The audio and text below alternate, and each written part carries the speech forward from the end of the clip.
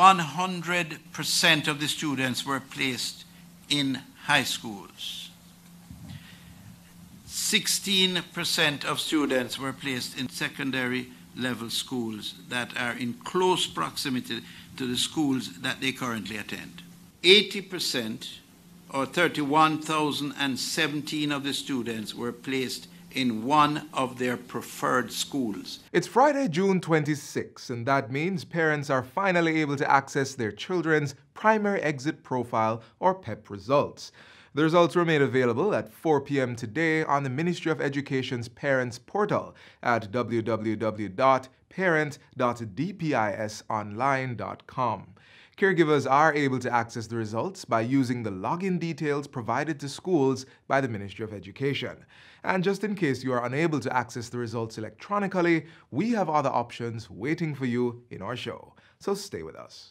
You've asked for it, and now it's here. The Jamaica Information Service has updated its mobile app. It's easier to navigate, loads even faster than before, talking about top speed, operates seamlessly across platforms, and we're a creative bunch, so it's much easier on the eyes. Now you have quick and easy access to news stories, television and radio features, and a variety of photos right at your fingertips. And you'll get push notifications when new content is uploaded. Download the app on your Apple and Android devices now and get news you can use. Jamaica Information Service, the voice of Jamaica on the go. Online learning is still the order of the day for most students across Jamaica. But there are some in some rural communities who have not been able to participate in online classes because of a lack of internet connection. Steps are being taken by the Ministry of Education in collaboration with Ready TV Jamaica to bridge this digital divide. When I got the call that Ready TV will be providing internet for Tullow Primary School, it was one of the happiest days in my life. And I want to say a big thank you again, sir, because we will be using this tool to ensure that we move our children to the highest standard of teaching and learning. Tullow Primary in St. Catherine is the second of over 200 schools in rural Jamaica that are to receive free unlimited internet access to bridge the digital divide. We must have connectivity throughout the length and breadth of the country, and that is what this government, and I tell you, the Prime Minister is passionate about it, so that you can be able to communicate anywhere at all, within Jamaica and outside of Jamaica.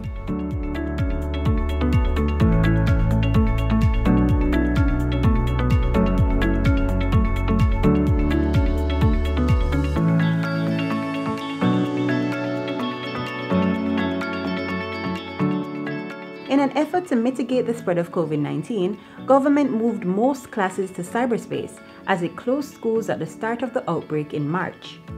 Though online teaching has ensured that learning continues for most students, this is not the case for all. During a press conference on May 4, Minister of Education Carl Samuda revealed that 31,000 children in rural communities were unable to participate in online lessons either because they could not access or afford internet connectivity.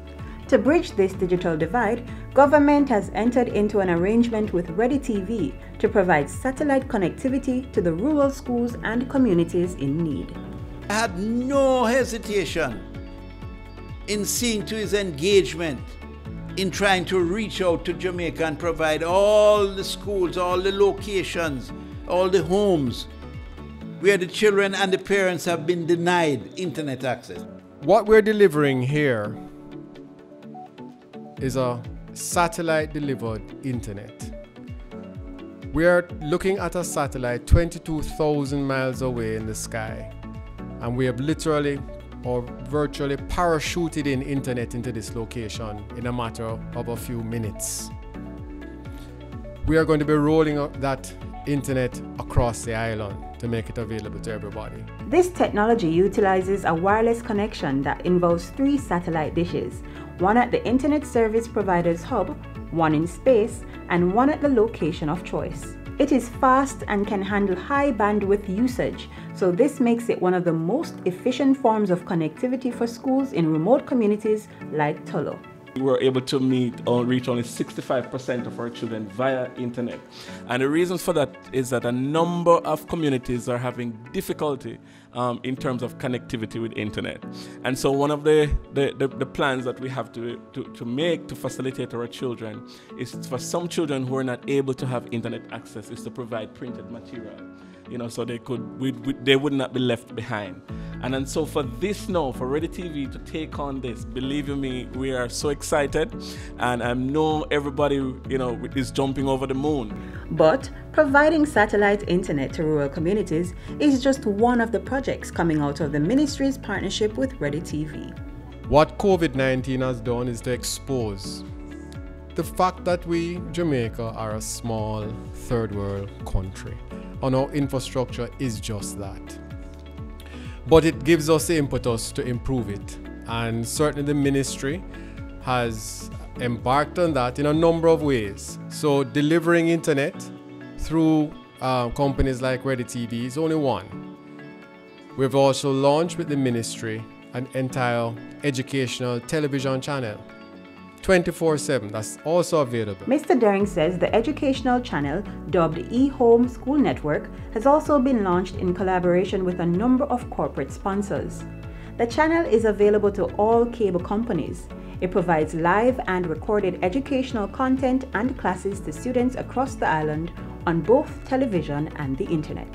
All the students must be given an opportunity at an early stage of their lives to maximize their potential, and they can only maximize their potential if they are given the facilities, the tools with which to work.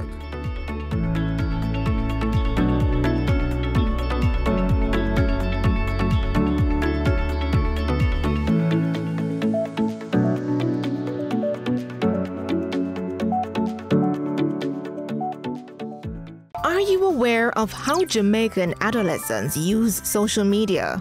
What do they do online? What do they post? Do you know if they are being harassed? These are questions you should be asking yourself, because it is your duty to keep your children safe online. Parents, here's what you need to do. Be active online and offline. Help your child to set up his or her online profile. Make sure you familiarize yourself with the different social media applications that they use and set some rules. Protect our nation's children and save them from cybercriminal attacks. According to the Road Safety Unit, there was a reduction in the number of road fatalities during the months when the country was under lockdown due to COVID-19. But now that the country is slowly opening up again, Jamaicans must take the necessary steps to ensure their safety on our roadways. Here's how. It could be the cause of a traffic holdup, disturbing the smooth movement of vehicles. It could be the cause of your arrest or punishment, where, depending on the degree of your offense, you're likely to be fined or jailed. It could be the cause of your physical injury, or that passerby having one less leg to depend on. Or it could be the cause of your life or someone else's. If you're realizing the grisly pattern here, then now would be the time to practice road safety.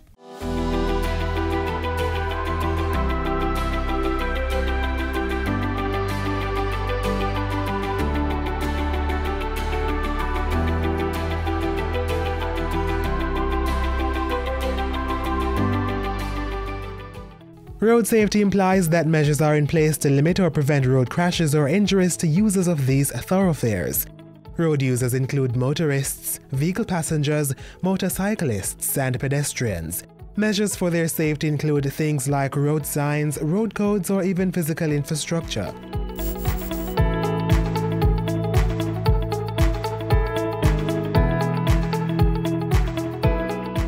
On the traffic network, we have various road signs. So we have mandatory signs, and we have warning signs, and we have informational signs.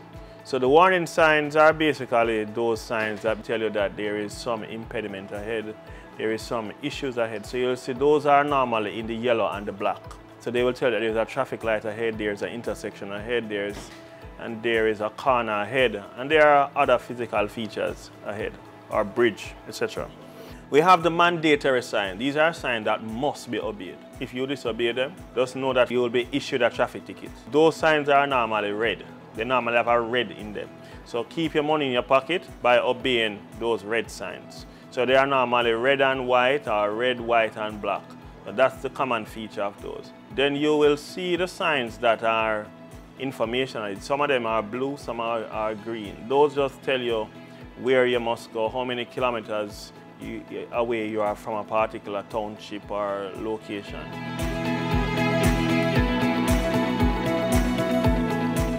Now, after you've had a careful look at road signs as you go along, knowing and understanding the road codes becomes just as important. For us, we've seen people disobey some of those rules more than others. One of the critical road rules that we must understand is that you see the speeding thing that we love, we need to cut it out. The faster you are going, and if you are involved in a collision, the speed at which the vehicle is going, that's the speed your internal organs are going. That's scientific laws, kinetic energy. The other one, serious risk factor, is the whole matter of not wearing helmet and wearing seatbelt.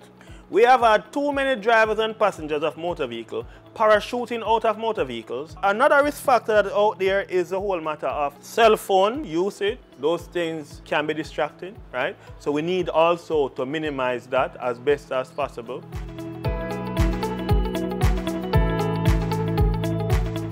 Physical infrastructures have also been implemented to ensure a safer passage on our roadways.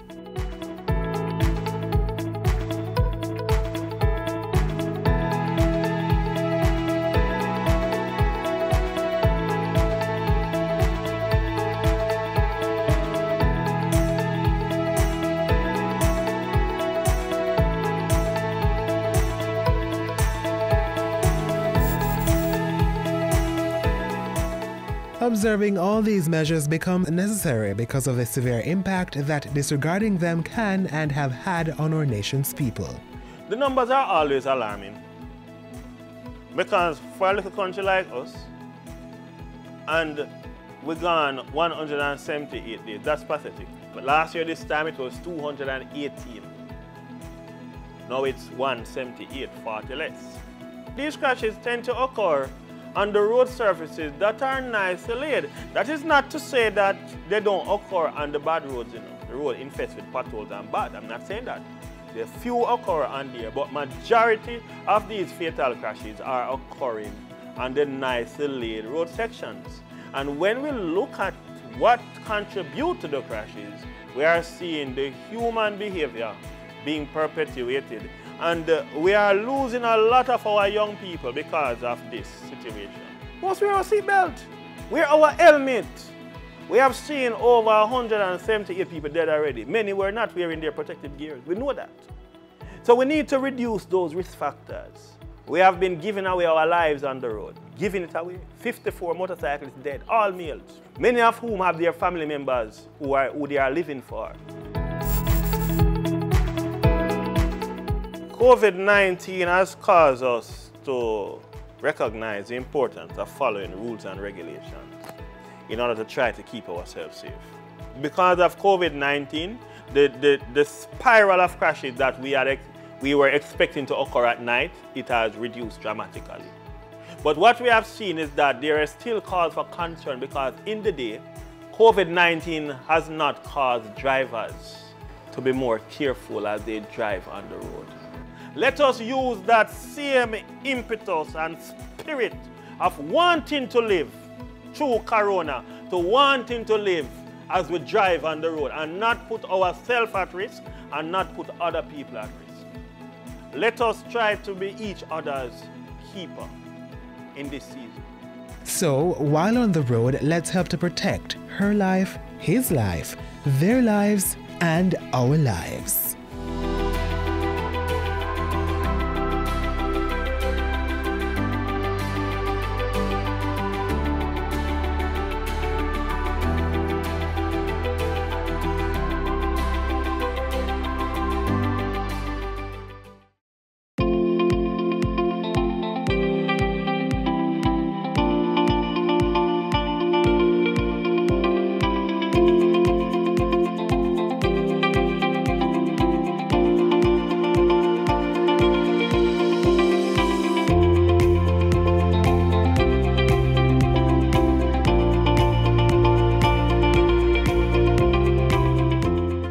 As you're all aware, the country's slowly reopening to travel and business, and Jamaicans are now enjoying public spaces such as rivers and beaches again. If we follow the social distancing guidelines set out by the government, it won't be long before other places of enjoyment, such as public gardens, will be opened. Here are two of the island's most appealing green spaces. We're here in St. Thomas at one of the oldest botanical gardens in the Western Hemisphere, the Bath Botanical Gardens. This is the beginning of a journey to discover the scientific, cultural and historical value of public gardens. Come now, let's explore these national and natural treasures.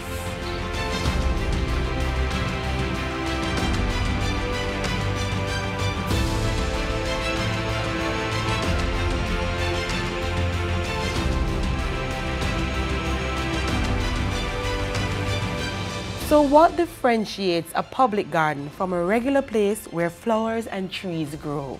A public garden is an institution where plants are collected for the purpose of education, research, conservation, and recreation. Along with Bath, there are 3 other public gardens on the island: Castleton in St. Mary and Hope and Sincona Gardens, both in St. Andrew.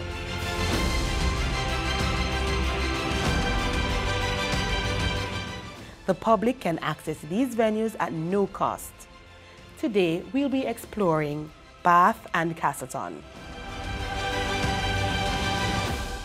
Except for Hope Gardens, the Public Gardens Division of the Ministry of Agriculture, Commerce, Industry and Fisheries, MICAF, preserves and maintains these natural beauties. The objective then of the public garden is to conserve the biodiversity of plant life in the island. So we are here to ensure that the plants are maintained, they are conserved, they are preserved, that research is conducted on them so that generations and generations will have that area. Bath Botanical Garden was the first public garden established on the island. As a research site, imported plants were introduced here to assess how they would adapt to the tropical environment.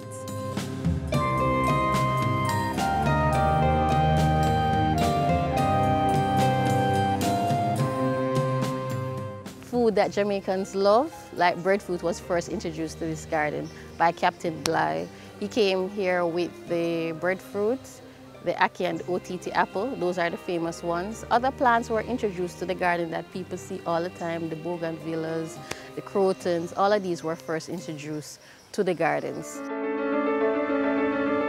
Constant flooding from the nearby sulfuric spring destroyed many of the plants and led to a decline of the garden. Though nowhere near its former glory, the space still provides the opportunity for persons to come and enjoy nature's bounty. Bath is a beautiful garden. It's one of the gardens that has the atmosphere that you come in here. It's a cool, calming environment that I would encourage anybody to come. If you want to study, you can come here and study. If you want to just come out with your church group, want to come out with any little grouping, or even yourself and a friend can come and walk and learn about the different plants that are in the garden. Bath's fall saw the rise of this location as the premier growing spot for exotic plants in Jamaica. The garden you're visiting is Castleton Botanical Garden. It was owned by a man called Colonel Castle. Colonel Castle traveled all over the country and bring plants from different countries and plant here. So when he get old, he donated to the government of Jamaica. The government finished cultivate it and give it his name, Castleton Botanical Garden.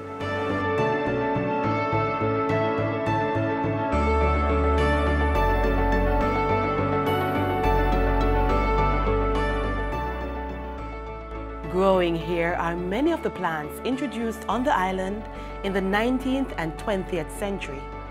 These include poinciana, Bombay mango, navel orange and tangerine.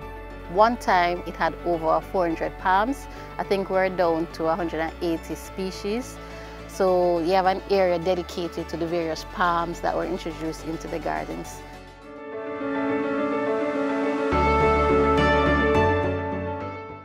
You also have rare fruits like mangosteen, and they have another one, the real velvet apple, that you wouldn't find anywhere else. This is the Phoenix palm. When you knock it like this with a stone, it gives you sound. Why it gave you that sound? Because it's hollow inside. The more it grows old, the more it expands hollow.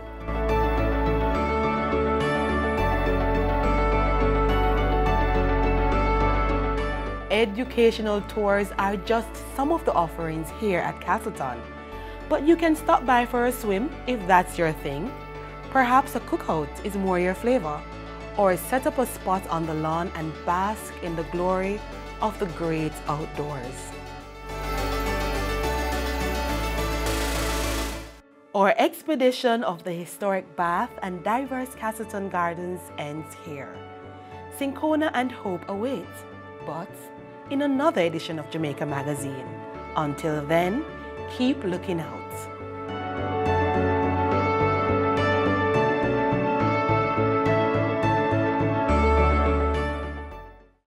Keep we island clean, so clean. From the peaks to the beach, so clean.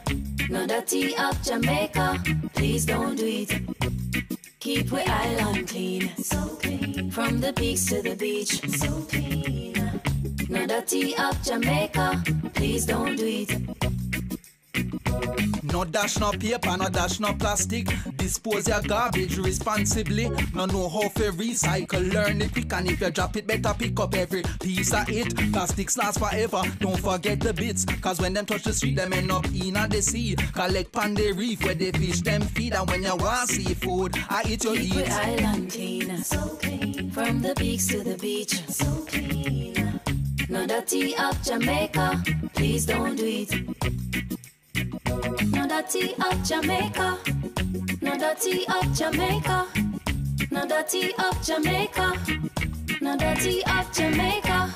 Up next are the latest updates on the government's comprehensive response plan to COVID-19. We have gone through different phases of the management of the epidemic in Jamaica. We have seen where we have started to lift the restrictions at our borders to allow persons to come home, Jamaicans to come home. And now, as of June the 15th, we have also opened our borders to non-nationals to come. Now, from June 1 to the present time, to June the 25th, we've had about over 10,000 persons have returned to the island. And from all indications, the numbers are going to increase. As a health ministry, our major thrust has been to keep the numbers below what we are able to respond to. We are in a much better position now than when we started out in January. We have put in a lot of resources, a lot of capacity has been built in terms of training of persons. Persons weren't so willing to take samples. We now have a lot of persons that are trained to take samples. A lot of persons weren't fitted to wear N95 masks in our health sector. A lot of persons have been fitted.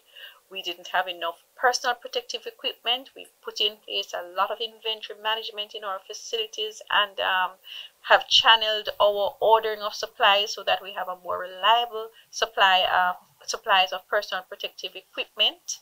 We have put in more facilities for the isolation of persons in our health facilities. We have put in more facilities to be able to manage persons needing high dependency and intensive care.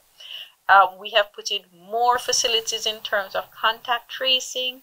We have done more in terms of being able to monitor persons. We have provided cell phones, tablets through our partners, computers, so that we can digitalize a lot of the process to make it easier to collect information. We have really put in a lot of resources, a lot of capacity has been built that would enable us to manage, because we do recognize that some of the restrictions do have to be lifted. And as they're lifted, the potential for rise is there. But we have kind of raised the level in terms of what our health system is able to manage. But we still don't want it to get to that level.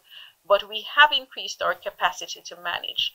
And as we do lift those restrictions, you will find that the cases go up, and we're hoping that a vaccine will be developed, that the population will continue to develop immunity as more persons are exposed without endangering our vulnerable persons, so therefore keeping our moderate to severe illnesses down.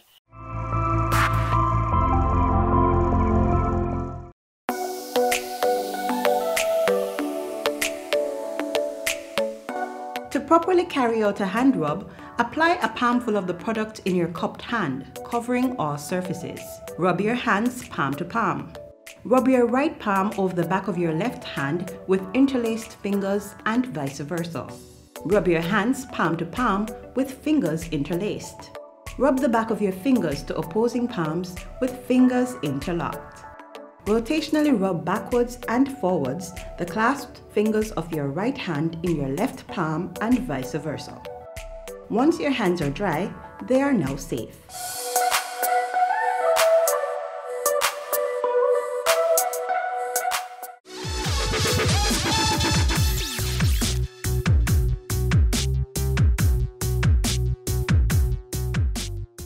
As promised earlier, the Ministry of Education has provided a number of options for parents to access their children's primary exit profile results this year, in light of the COVID-19 restrictions.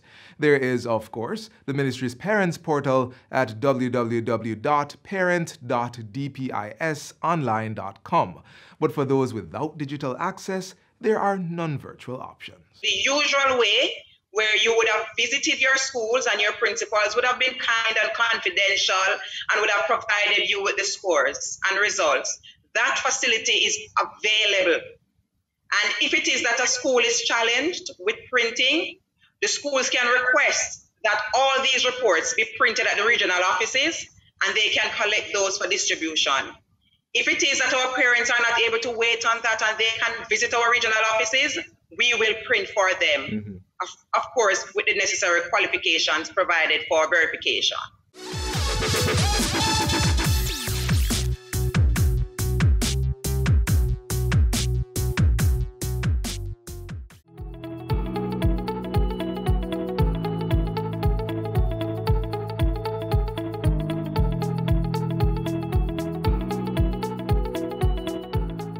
I really hope that those who are listening to my voice will take an introspection of themselves and check out how they have been operating the motorcycle. Are you operating with a helmet, an elbow pad, a knee pad, a jacket, a shoulder pad?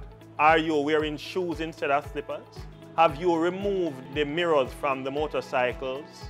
Obedience better than sacrifice. Do the right thing. Are you going to ensure that you buckle up in the motor vehicle? And the persons in the motor vehicle behind your back, your passengers, are they buckled up? Are you going to ensure that? Are you going to give yourself adequate time to reach your destination so that you don't have to be in any haste, so that you don't help to clog up the health sector? Nobody should be going to the hospitals because of traffic crashes. Nobody. They are preventable, they are avoidable. We can make better choice than that.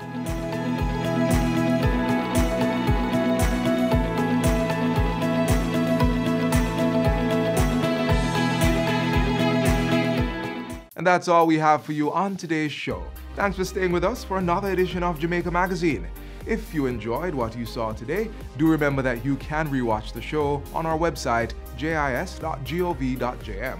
Don't forget that you are also able to follow us on Twitter, Facebook, and Instagram for more news and information. I'm Theodore Henry, and I'm wishing you a great weekend.